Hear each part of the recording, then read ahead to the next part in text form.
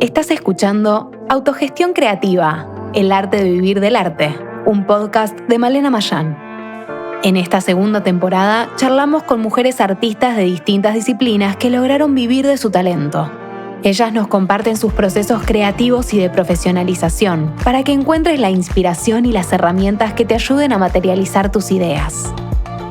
En el episodio de hoy, Maggie Medina.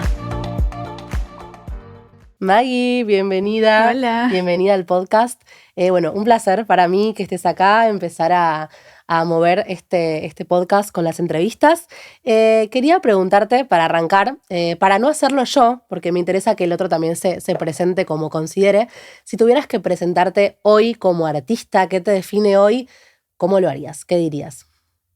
Bueno, creo que me presentaría como una persona sensible y creativa que está en la búsqueda de nuevas herramientas constantemente. Me dedico a la fotografía, pero también estoy dentro del mundo de la danza, del movimiento, del yoga. Entonces, hoy en día, si tengo que definirme, hoy en día no me defino como algo cerrado, sino como una persona que está en la búsqueda artística, en la búsqueda de expresar con diferentes herramientas. Me encanta, hermoso también porque creo que todas las entrevistadas un poco hay algo de que ahora está como medio más conocido lo de lo multipotencial, pero mucho tiempo era como una dificultad, ¿no? Un desafío de uno de intentar definirse y la frustración de no lograrlo, y me parece que es re interesante eso de fusionar. Yo cuando, te conocí también por la fotografía, pero también me encantó como el nicho de fotografía para movimiento. Es como también cuanto más chiquito es, también más interesante lo que uno hace, porque se empieza a ver como lo referente que sos también para ese sector, para tus fotografías en movimiento, para bailarines, para yogis. Me parece re lindo como lo que vos practicás, también poder verlo a través de la foto. Me parece que está buenísimo. Sí, a mí me gusta mucho poder unificar mis diferentes pasiones, lo que me motiva de cada pequeña actividad que hago, poder unificarlas me potencia muchísimo. Siento que tener como espacios aislados no me nutre tanto como juntar todo y decir como qué de todas estas herramientas que tengo puedo hacer para crear algo nuevo. Como sí, me motiva eso. Eso aparte me parece que es lo interesante de la marca personal, ¿no? Que ahora está como reconocida también, pero como que nadie va a aunar todas las pasiones como uno. O sea, por ahí una persona es fotógrafa, pero le interesa, no sé, más el teatro, por decir algo, y va por ese lado. En cambio, uno con todas sus potencias, sus pasiones, puede crear algo increíble, porque es como tu diferencial. Sos vos. Lo diferente, lo que te va a hacer destacar de cualquier otra persona que quizás haga algo muy similar, pero en realidad lo que vos tenés y tu forma de ver el mundo es única. Y para ir un poco también a los inicios, ¿no? Las semillas.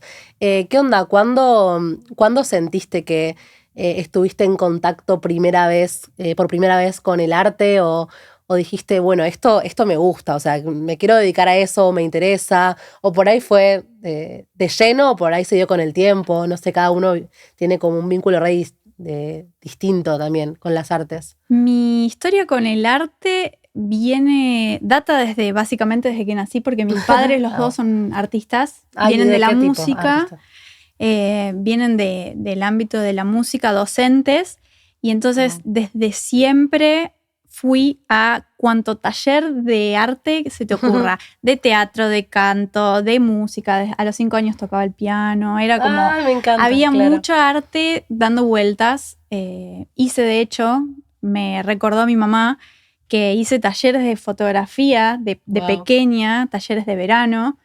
Entonces, siento que viene un poco desde esos momentos de mi vida. Sin embargo, siento que lo que más me marcó a mi artista de hoy es haber ido a una escuela de artes visuales que ya me estaba incentivando constantemente en la búsqueda creativa. Teníamos materias de dibujo, de pintura, de escultura, de cerámica, y los últimos años de la secundaria estaba relacionado a especializarse en algo. Y yo me especialicé en fotografía y en video y animación. Y ya desde el colegio, digamos, sí, desde el secundario. O sea, mis 14, 15 años estaba Claro. haciendo eso. Wow. A mis 17 ya estaba especializándome en lo que yo quería y mientras paseaba por mi ciudad, porque soy de Santa Fe, Sí. busqué encontrar cómo poder profundizar lo que estaba haciendo en la secundaria y me encontré con una escuela, en un instituto privado de fotografía y vi el cartel en la calle y dije, pará, yo quiero eso. Wow. Y me metí a estudiar como profundamente la fotografía, pero era una carrera que no estaba orientada a ninguna de las cosas que hago hoy en día. Era una carrera de fotografía Claro, más donde general. teníamos, claro, clases de foto analógica y digital. Y en ese mismo momento yo estaba haciendo muchas clases de danza. Entonces, de repente, en uno de los ejercicios que teníamos que hacer en la academia, me dijeron, bueno, tenés que hacer un ejercicio de retrato y a quien quieras. Y de repente yo tenía muchas amigas bailarinas y fue como, Ahí se ¿venís? empezó a ¿venís a unar hacerme todo. unas fotitos? Y de repente empecé a hacerle fotos a mis amigas de danza y dije, esto está bueno. Pero yo no sabía que había un nicho Claro. que se dedicaba a eso. Fue mucho tiempo después cuando de repente dije, che, esto me re gusta, que me di cuenta que acá en Argentina éramos bastantes los que nos dedicábamos a eso. Ah, sí. Bastantes. Mira. O sea, hay mucho interés. Yo te iba a decir a lo contrario, como, no, siento que no hay tanto tan específico, pero vos cuando estás en el rubro, obviamente conoces mucho más, ¿no? Y te empezás a codear con personas. Sí, creo que somos un montón de personas que tenemos interés en la fotografía, pero somos muy pocos los que nos especializamos en algo. Y siento Claro, que para eso mí iba. la especialización es clave, Total. clave. Sí, totalmente.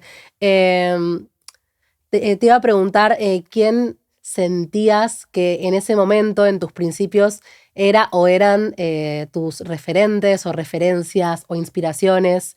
Ya creo que, bueno, si tus padres eran artistas, hay ahí una refe medio lógica, ¿no? De crianza y de ver, convivir con eso. A mí también me resuena, si bien mis padres son médicos, o sea, se dedicaban a eso, también eran muy artistas en su cotidiano. Creo que esa es un poco la mayor inspiración cuando somos niños, niñas, pero si dimensionás si en ese momento otra persona te inspiraba o tomabas de referencia algo en tu infancia.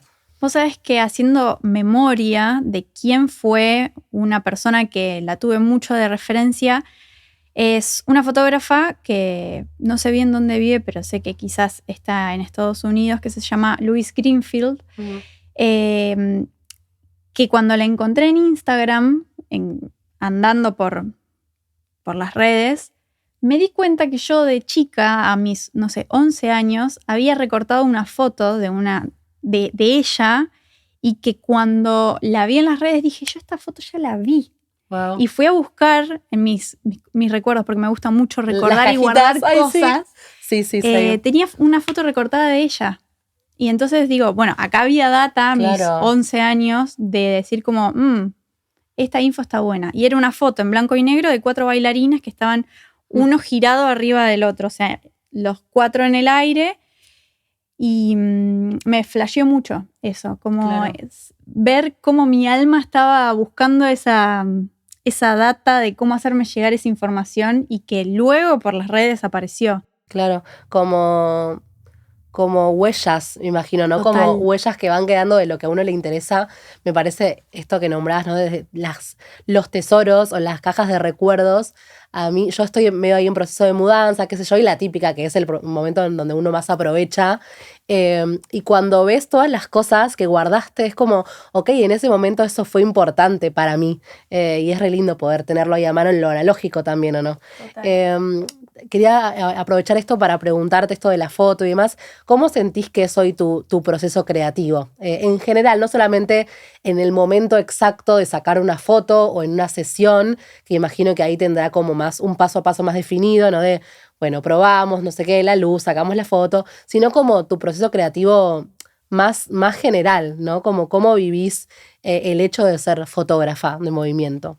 Muy amplia la pregunta. No, pero está bueno porque en realidad siento que que vivo un poco mi día a día, el proceso creativo, como nunca no estoy Claro. no haciendo algo creativo. Siento que puedo hacer un proceso creativo armándome una ensalada, porque de repente digo, no sé, me gusta cómo cae la gotita, me inspira mucho el cotidiano y me inspira mucho lo espontáneo. Entonces de repente no tengo una linealidad de qué es lo que me inspira o cómo creo mi proceso creativo, sino que me gusta estar como atenta a todas las cosas que van sucediendo y encontrarle el hilo conductor luego. Ir recopilando información y después encontrarle un sentido luego. Eso como en mi vida en general. Después, para los encuentros de fotos, un poco la espontaneidad es algo que está muy, muy marcado. Porque, por ejemplo, a mí, cuando trabajo con clientes, no me gusta decirle, bueno, vení, te vas a poner acá, vamos a hacer esto y hacer lo otro, y yo te voy a dar un brief de cómo va a ser, sino por el contrario, decirle, bueno, ¿qué quieres hacer? ¿Qué quieres contar? ¿Cómo va a ser la ropa que te vas a poner? ¿Qué es lo que te gusta? ¿Qué te hace sentir cómodo, cómoda?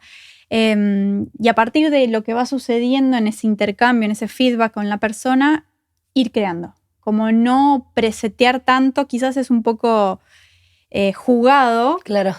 pero me gusta mucho sorprenderme. Me gusta ver qué es lo que sucede. Trabajo mucho en espacios exteriores, entonces de repente si llueve lo uso como una potencia narrativa. Si hay un solazo, bueno, veo cómo ubico y uso la luz del sol a mi favor y así me voy adaptando a lo que va aconteciendo. Qué interesante esto de estar abiertas, ¿no? a la experimentación también, como al juego, al error. Y al error, en general llamamos error porque no nos amigamos con la posibilidad de que algo salga distinto a nuestra expectativa o a cómo lo queremos controlar. Pero me parece también re lindo como, bueno, lo tomo como parte del proceso creativo si algo sale diferente. Y en este equilibrio, ¿no? Entre el proceso creativo, la inspiración y la organización, ¿cómo te llevas? Porque este podcast y bueno, toda mi marca personal hablamos de arte, pero también de autogestión creativa, que es el nombre del podcast, y un poco es la búsqueda eterna del equilibrio entre lo creativo y la estructura, o de cómo organizar mi creatividad para poder monetizarla, para poder crecer. ¿Cómo sentís eso? ¿Tus rutinas, tus hábitos? Y para mí fue un antes y un después tener agenda en papel. Yo soy re de lo analógico, re de lo analógico. Como no me sirve, no puedo terminar de acostumbrarme a lo digital. Lo he intentado muchas veces, que me hice un Notion, me hice un Trello, me hice todas las herramientas digitales, las he utilizado y es como las dejo.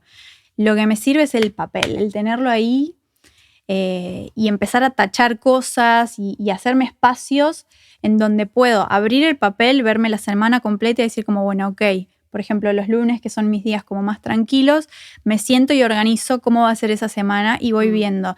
Si tengo encuentros de fotos pautados, empiezo a mandar mensajes, hola, nos vemos tal fecha, ¿te acordás? Como hago un recap de todo lo que va a ser la semana. Y eso, como estar como constantemente con la agenda en mano y a la par un cuadernito o en la misma agenda haciéndome listas de cosas, como de todos los to-do que hacer, todos los quehaceres, e ir tachando, porque también el tachar me da un placer, es como decir listo. Yo soy más del tilde. Sí. Como tic, tic. Todo tildecito de lo que ya sucedió. Sí. Es hermoso. Y eso, como el papel y el tenerlo a la mano. ¿Y hubo un momento en el que te diste cuenta de que empezaba a crecer, que te tenías que organizar más? Como cuando uno empieza, viste, supongo que por ahí no hay un montón de shootings, de cosas para hacer y demás, y hay un momento en el que decís, ok, tengo que empezar a organizarme y a gestionarme el tiempo de alguna manera que sea más productiva y demás. ¿Te pasó a vos como eso de sentir que en un momento ya estaba pasando, como que estabas pudiendo monetizarlo más? Sí, me di cuenta que se estaba poniendo grosa la cuestión cuando de repente mis listas de cosas que hacer eran enormes y claro. yo, ok, listo, no puedo vivir a listas, tengo que pasarlo a un espacio físico, porque me di cuenta que, por ejemplo, me olvidaba de cosas y se me pasaban. Y yo, que soy muy exigente y pensaba mucho en esto del error, soy tan exigente en tantas cosas que no podía permitirme el fallar en algo, que se me vaya de las manos. Entonces, creo que el punto es empezar a ver cuánto podés tomar y darte cuenta de hasta dónde, ¿viste? Como cuando llegas al límite de decir como listo, acá ya me la voy a empezar a mandar si no acomodo las cosas, es el momento de empezar a ordenar internamente o pedir ayuda también, empezar a hacer equipo. Yo en este momento, por ejemplo, estoy empezando a pensar la posibilidad de empezar a delegar un poco. Sí. ¿Y en qué sentís que te hace falta delegar? En la edición, sobre todo. Siento que mi proceso, el hacer fotos es algo que es muy, muy mío, porque la gente busca que yo esté poniendo mi mirada al servicio. Sin embargo, el proceso de edición es algo un poco más automatizado, que yo puedo armar presets, por ejemplo, que yo misma uso mis propios presets y pego a toda una serie de fotos con la misma luz y los mismos colores un preset. Y eso quizás es una posibilidad de delegar. Pero es un proceso interno también el aprender a delegar y todavía creo que no estoy lista. Total. Pausa más que necesaria para agradecerle a Pancito Café por las delicias que nos brinda para agasajar a nuestras invitadas y a todo el equipo de trabajo de este podcast. Si estás en la ciudad de Buenos Aires, acércate al barrio de Núñez y visita a Pancito para deleitarte con su café, scones de queso y rol de canela. Pancito, un espacio de amigos que se va a transformar en tu nueva cafetería favorita. Y quería preguntarte también algo que me interesa y que hablo un montón con mis alumnos. Y un poco todas las preguntas son cosas que yo voy sacando de alumnos y demás. Si sentís que te suceden como los bloqueos creativos y básicamente cómo los transitas. Como estas dudas que nos aparecen un poco a veces por inseguridades que nos agarran, a veces por parálisis. Si te suceden, cómo te suceden y cómo también las sondeás y las atravesás. Sí, bloqueos creativos en general siento que es un poco el ciclo que nos atraviesa a las personas creativas, porque a veces estamos súper arriba y estamos full ideas y hay veces en los que no, y es súper natural que haya bloqueos creativos. Cuando a mí me aparecen, lo que hago es sacarme del lugar en el que estoy, porque entro como en una muy mental, me saco de ahí y me llevo al parque, a andar en bici, me pongo una música y bailo algo, o me encuentro con alguna amiga que me pueda dar como un nuevo aire. Total. Eso en principio es lo que me doy cuenta que es lo que más rápido me activa el darle otra vuelta de tuerca a la cuestión.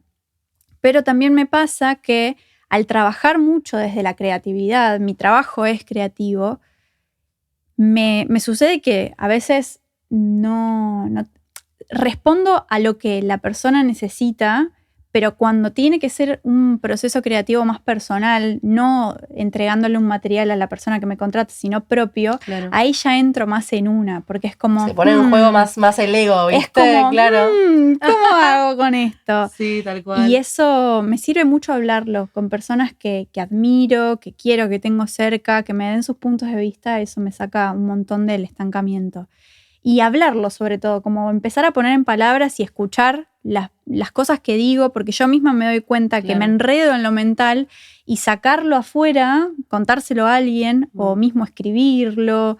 O también otra que hago mucho es hacerme mapas conceptuales, entonces de mi proyecto, de la idea que tengo, empezar a sacarle flechas y decir como, bueno, y esta idea que tengo, ¿qué cosa puede responder a esto? Y empezar a unir y hacer como un rizoma de todo lo que va sucediendo en mi cabeza. Sacarlo de acá y ponerlo en otro lugar, o nombrarlo o escribirlo, es como me potencia a otro lugar. Aparte es una forma también de sentirnos menos solas, ¿no? Como que parece que las inseguridades o esto del síndrome de la impostora nos pasa solo, o sea, le pasa solo a una, ¿no? Y después cuando lo compartís y lo abrís, medio que casi que todo el mundo está un poco en la misma. Entonces, esto de bajarlo al papel, a mí me sirve mucho esto de las páginas matutinas o a veces nocturnas, porque tiendo a ser un poco más nocturna. Es como, bueno, termina el día o la semana y bajarlo. Me sirve mucho este ejercicio de sacarlo de adentro mío, porque ahí se ordenan un poco las palabras. A veces es como tanto estrés que uno se enrosca y no sabe ni qué le pasa. Entonces está buenísimo también para la gente, ¿no? Que tome esto como una herramienta para calmar esas inseguridades y entender de dónde vienen. Una de las, creo que de las herramientas más claves que a veces trabajamos con el síndrome del impostor es como identificar cuál es su voz, de dónde viene, ¿viste? A veces viene, bueno, de la familia, de mi mamá, mi papá que me decía esto, de la escuela o de de la propia historia que me inventé. ¿Vos podés identificar esas inseguridades cuando las tenés, qué son o de dónde vienen? Sí. En general me pasa que me siento bastante impostora cuando estoy haciendo cosas nuevas. Y también identifico que esa impostora que tengo adentro en mi cabeza me hace sentir viva también, como decir, ok, me hace dar cuenta de que estoy haciendo algo nuevo, claro, y que me estoy llevando un nuevo, estoy abarcando más, estoy sobrepasando mis propios límites. Entonces siento que durante mucho tiempo demonicé a mi impostora interna, e identificarme cuando estoy ahí en ese momento de, ay, no voy a poder, es como, para, acá, tranqui, no pasa nada, estamos haciendo un pasito más, como que me hablo mucho a mí misma y me llevo a calmarme de, bueno, estamos haciendo cosas nuevas y sí, vas a sentir inseguridad, vas a sentir cagacito y sí, es estar vivo también. ¿De dónde vienen esas voces? Es mucho de mi autoexigencia, porque bueno, creo que no conozco personas creativas que no sea exigente con sus propios proyectos. Y en torno a esto de la exigencia y el error que veníamos hablando de antes, a mí una forma de explorar y sentirme cómoda en nuevos lugares es llevarme a errar a propósito. Por ejemplo, tengo un cuaderno donde básicamente quizás podrían ser ejercicios de arte terapia fácilmente, pero no lo catalogo como arte terapia, sino como un espacio para que esté todo bien, que si escribo está bien algo, equivocarse, si escribo algo no uso Liquid, por ejemplo. Lo tacho y digo, bueno, sí, me equivoqué, claro, tacho y sigo. Y así en lo visual. De hecho, también me pasa en las sesiones de fotos que a veces estoy tan atenta al movimiento y a lo que está sucediendo que encuadro mal, saco todas las fotos torcidas y después cuando veo el material digo, no. Y a propósito digo, bueno, listo, acá me equivoqué, bueno, lo acentúo más al error. A propósito. En la edición, por ejemplo. Ay, wow. ¿Y te gusta el resultado? Y me gusta el resultado porque se escapa un poco de mi línea cotidiana de cómo hacer las cosas. Claro. Me interesa mucho llevarme a esos lugares nuevos. Por el contrario, empecé a aprender a abrazar un poco el error y decir como, bueno, a ver, ¿qué de este error entre comillas, puedo hacer algo nuevo? Sí, el error como aprendizaje, ¿no? También como parte de ese proceso de aprendizaje. A veces como que me resulta muy utópico imaginar que podemos crecer y profesionalizar lo que hacemos si siempre está perfecto. O sea, es como... Es necesario el error. Me parece una locura, o sea, lo vivo en primera persona también, ¿no? Como, es más fácil decirlo que hacerlo siempre, pero me parece una locura visto desde afuera, como en perspectiva, pensar que todo lo que vamos a hacer, lo vamos a hacer excelente todo el tiempo. ¡Wow! O sea, qué nivel de odio con uno mismo un poco, como te estás aprendiendo a vivir y uno vive mientras aprende a vivir y se equivoca mientras aprende a hacer arte también. Total, constante. Para mí el error es un catalizador de procesos, como que te lleva a esos nuevos lugares. Qué bien.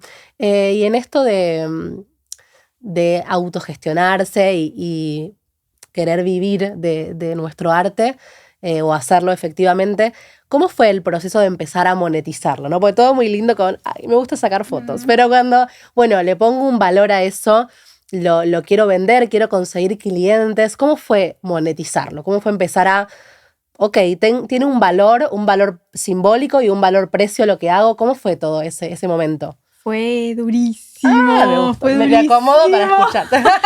Fue tremendo porque en realidad yo arranqué hace mucho tiempo cobrando, no sé, 500 pesos la sesión de fotos. Hoy en día pensar una sesión de fotos a 500 pesos Claro, no es existe. irrisorio, pero en ese momento 500 pesos para mí era un montón. Y, por ejemplo, recuerdo la primera sesión de fotos que hice en estudio, en donde yo cobré 500 pesos y la primera sesión y el estudio me cobraba 300.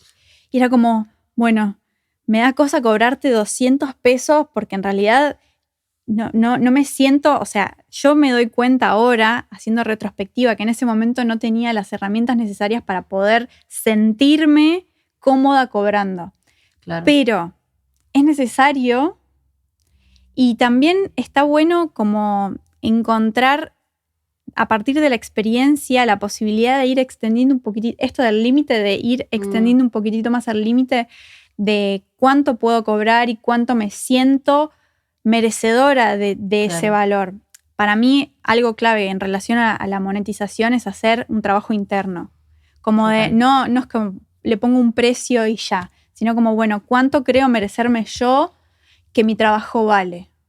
Y empezar a hacerme preguntas y ver de dónde vienen esas creencias de que mi trabajo no vale, o que del arte no se puede vivir, o que un montón de, no, bueno, que el trabajo hay que hacerlo ad honorem, porque el arte hay que hacerlo ad honorem porque, bueno, es arte. No. O sea, es un trabajo interno de autoconvencerte constantemente, por lo menos en mi caso fue así, como autoconvencerme de que, bueno, lo que hago vale. Lo que yo le puedo brindar al mundo, otra persona le puede servir, lo puede necesitar y en ese intercambio ver cuál es el valor que yo considero justo y que a la otra persona también le convenga. Claro, sí. Sí, sin dudas es como que se escapa solamente del valor precio que uno le pueda poner. Es como que cuando empezás, sobre todo siento con los servicios pasa un poco eso, cuando vendés una cosa concreta, hay algo más rígido, que es, ok, me salió esto, los costos que tengo de hacer tal cosa, pero cuando estamos hablando de que lo que uno ofrece es su conocimiento y es mucho más intangible, ahí se empiezan a jugar cosas como muy profundas en relación a lo que aprendimos de lo que vale el arte en general y también el arte que uno hace, ¿no? Y es como que antes de dar un precio, no sé si te pasó, a mí me ha pasado antes, de justo el segundo antes de decirte cuánto vale lo que le bajo, por las dudas.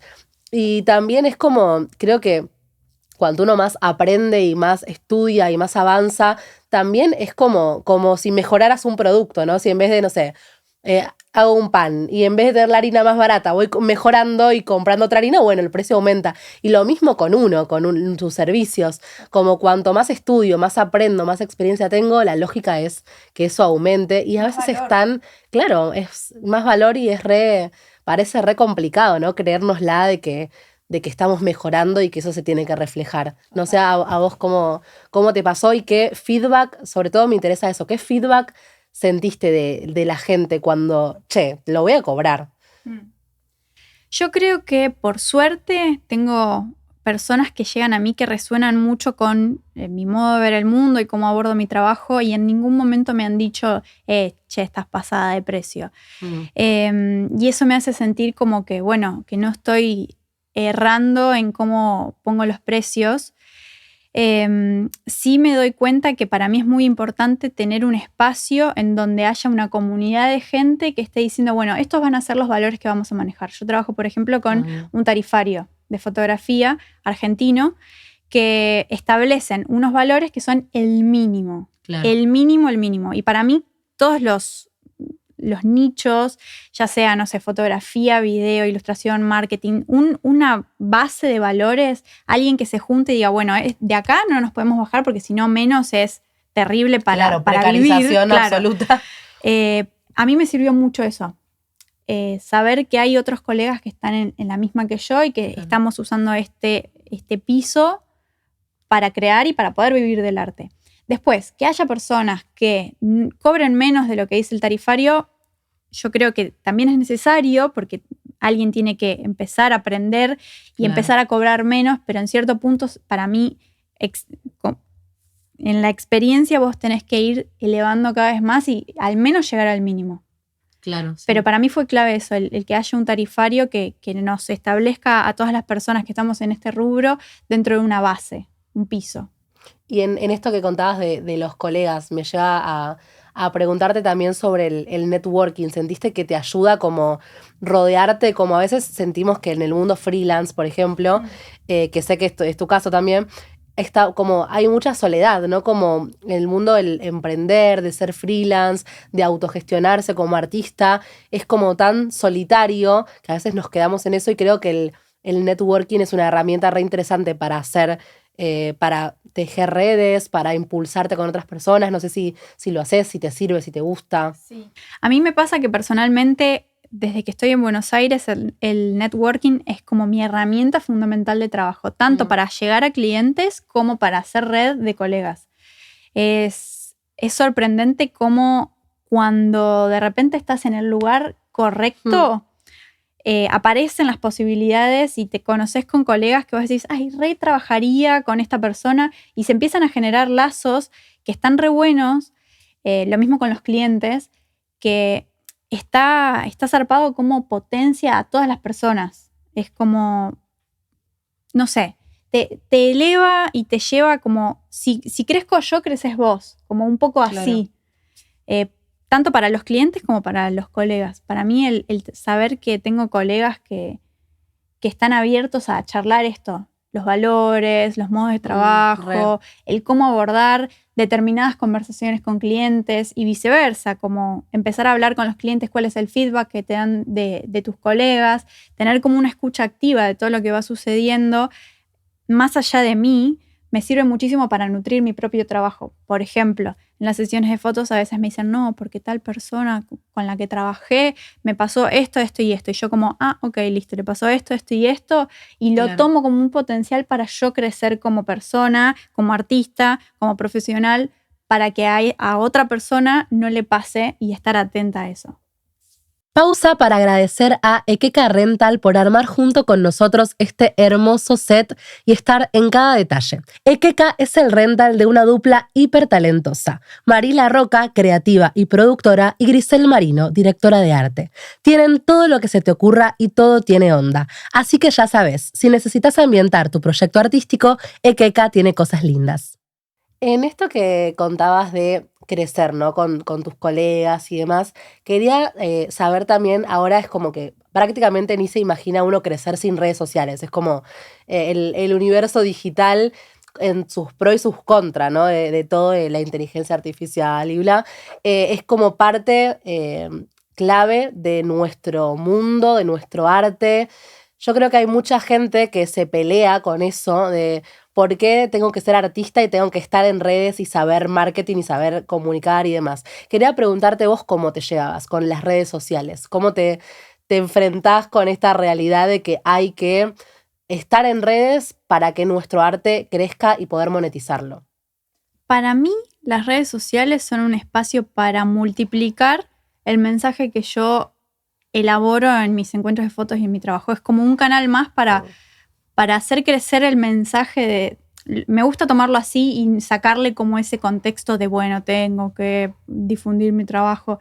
Claro. Me gusta pensarlo como eso, como un canal más para comunicar cosas añadidas a mi trabajo, porque mi trabajo como tal, que es la fotografía, yo ya sé cómo laburo y lo que intento hacer es mostrar cómo laburo en mis redes sociales, pero también poder explicar cuál es mi modo de pensar, de ver el mundo, de cuáles son las actividades que me motivan, cómo es mi cotidiano y poder nutrir de manera como más global todo mi trabajo sin decir, che, miren, yo mi trabajo lo hago así, o sea, como de una manera muy metódica. Me gusta eso, pensarlo como añadirle capas de información a mi trabajo como tal.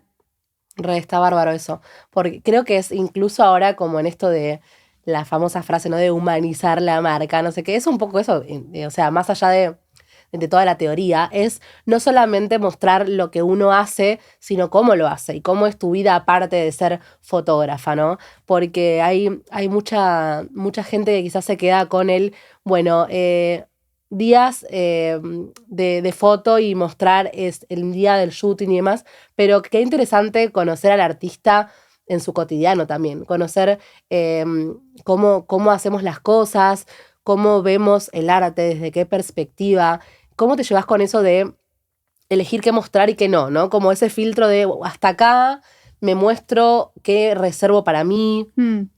Para mí es una fina línea de no mostrar todo porque quizás hasta a la gente no le interesa, pero sí empezar a pensar la posibilidad de mostrar lo que sí siento que esto nutre mi universo creativo. Todas las actividades que me motivan, todas las personas con las que me encuentro, inclusive mi mascota, todo lo que hace que mi universo sea mi universo, porque eso es lo que después se ve en el material en el que yo entrego y cómo veo el mundo. Claro. Entonces, si responde a esto, hace crecer mi mensaje, lo muestro. Si no, no. No. Inclusive, a mí me gusta pensar como que trabajo con personas que no solamente quieren mostrarse de manera perfecta en las redes sociales, sino también muy reales, mostrar la esencia de las personas. Entonces, dentro de mostrar la esencia, yo quiero ser coherente y mostrar mi esencia en las redes sociales, porque no tiene sentido estar diciendo vení que te hago fotos y que se vea tu esencia y yo no mostrarla en las redes sociales. Entonces busco que haya coherencia entre lo que yo predigo en mi trabajo, lo que yo predico. Ahí está. lo que yo predico en mi trabajo y que después no responder a eso en todo el material que yo muestro en las redes sociales. Claro, perdón. Flashé que me habías hecho una seña, boludo. Bueno, ¿podemos seguir igual con la otra pregunta? Bien, perdón. Ya sé que sí. Decime vos. ¿Y cómo te llevas con la exposición, con esto de dar la cara ante cámara? Porque hay un montón de miedo de ya mostrar lo que hacemos en redes. Bueno, momento 1. Momento 2. Tengo que dar la cara y hablar ante cámara, por ejemplo. Yo sé que vos lo hacés porque te sigo, obviamente, pero ¿cómo fue el momento de empezar a hablar ante cámara? ¿Cómo fue esa exposición? Para mí fue bastante natural dentro de todo, porque yo ya venía explorando la comunicación desde las actividades que yo hacía de la danza y del teatro. El exponerse enfrente de un público ya es como, presencialmente es un montón. Entonces me gusta, o en ese momento me gustaba pensarlo como, bueno, le estoy hablando a un público que en principio cuando mi red era más chiquita, le hablaba a la gente que me conoce.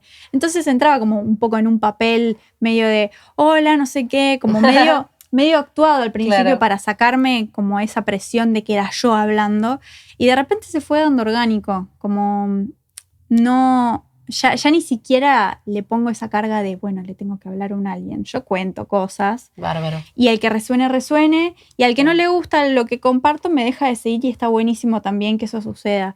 Pero esto, para mí fue clave el haber hecho teatro. Como el llevarme a ese lugar de, listo, tengo que estar frente a un otro que me está escuchando y viéndome mover, haciendo ridiculeces, y sacarle el peso también a lo ridículo, ¿viste? Como a nadie le importa tanto lo que estás diciendo. O sea, sí está bueno y te escuchan, pero el mayor juez que tenemos es interno. No pasa tanto en lo que el otro va a decir o pensar de lo que yo estoy compartiendo. Entonces le saco peso y digo como, bueno, y me equivoqué, bueno, y pensaron que me estoy haciendo la influencer, bueno.